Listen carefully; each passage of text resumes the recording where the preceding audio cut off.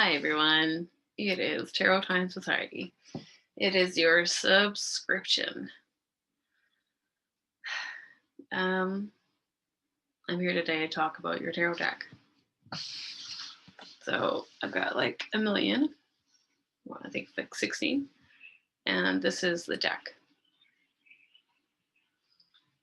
A lot of people ask me, why do you wrap your deck? Why do you wrap your deck in cloth? And protect it. When you're opening your deck up, then you have a cloth, and you open your cloth, you immediately have an altar space for your deck. Think of your tarot deck like a portable altar. It's a portable altar. Really think about that. People think about tarot in terms of divination, in terms of finding an answer, digging into your inner work. When you first get into tarot, the common response, and not everyone's response, but the common response is that they're drawn to it because they like feeling tapped into their intuition, or they get clarity about things. But tarot is a mystery tradition. That's how I think about it. It's not about turning over every corner and being able to like master something. It's more about understanding how much you don't know and getting a bit more information about the things that are in front of you so you can be more aware.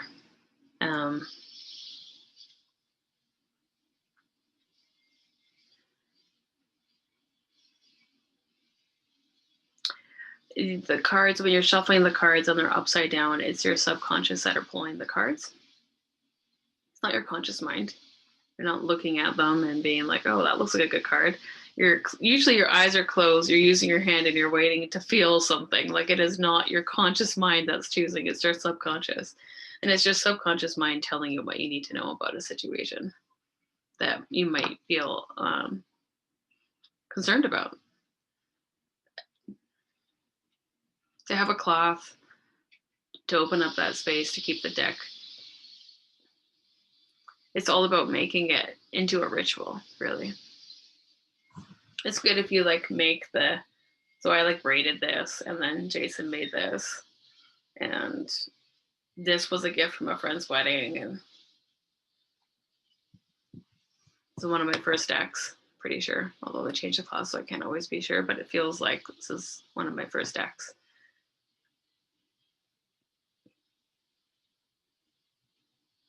People treat tarot like an object, you know, but think of it more like a person. When you're dealing with a ritual object, you're dealing with the physical object. You're dealing with all the energy that you have put into the object, the person who has made that object put into it. And you're also dealing with the spirit of the object. And to me, that really is what makes ritual objects different, what makes ritual and sacred space and ceremony different. Because and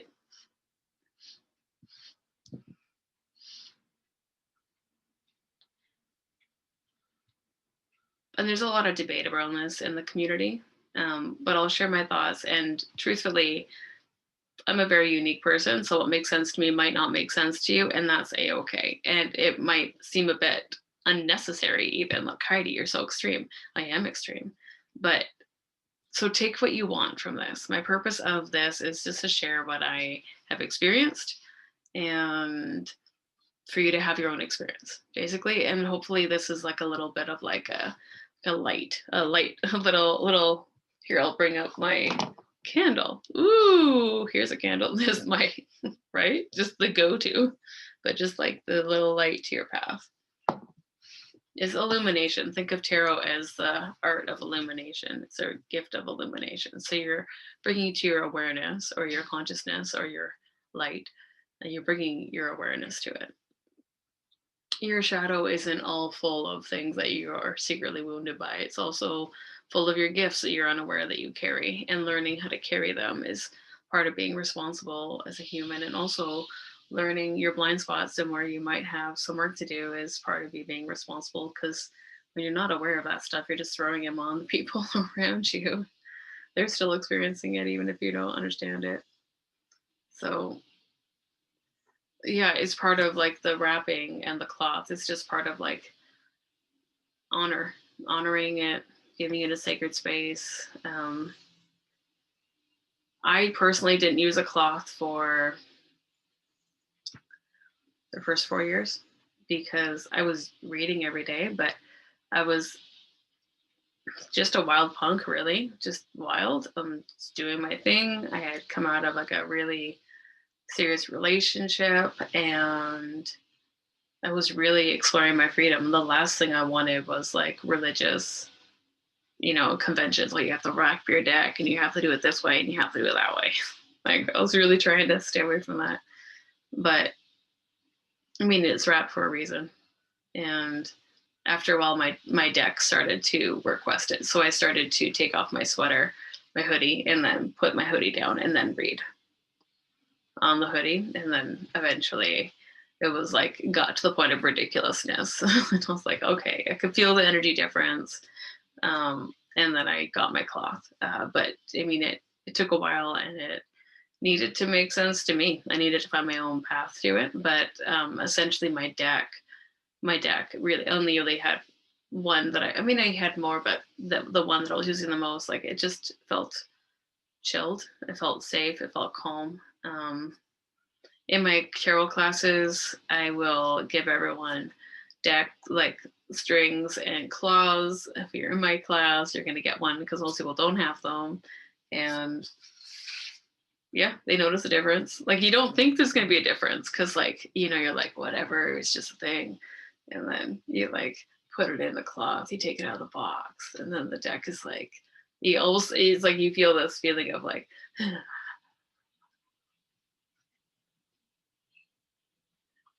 and you have to remember that like you're caring for babies. Like these tarot decks aren't just like objects you throw on your shelf. Like they are ritual objects. And so like that object will like go to sleep when it's not being needed. If you're not paying attention to it, it'll like go to sleep for sure.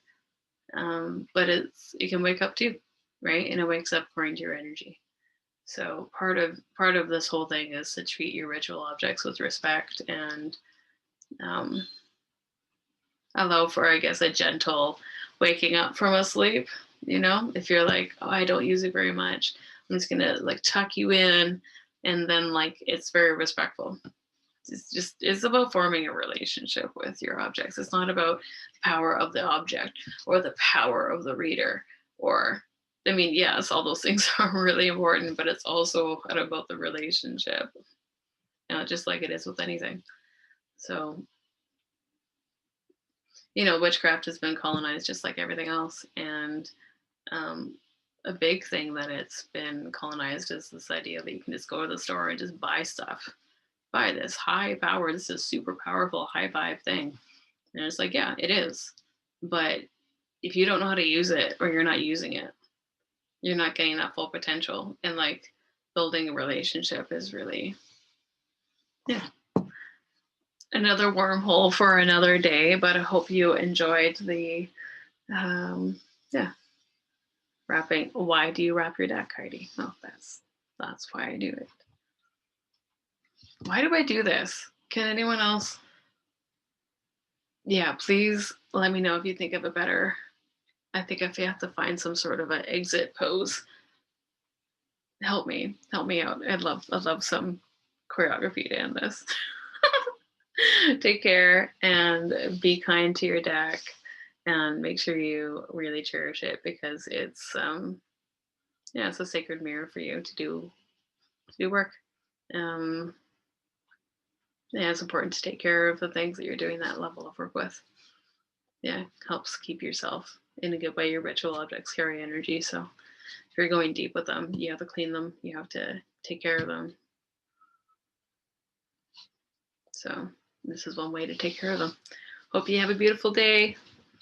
Bye.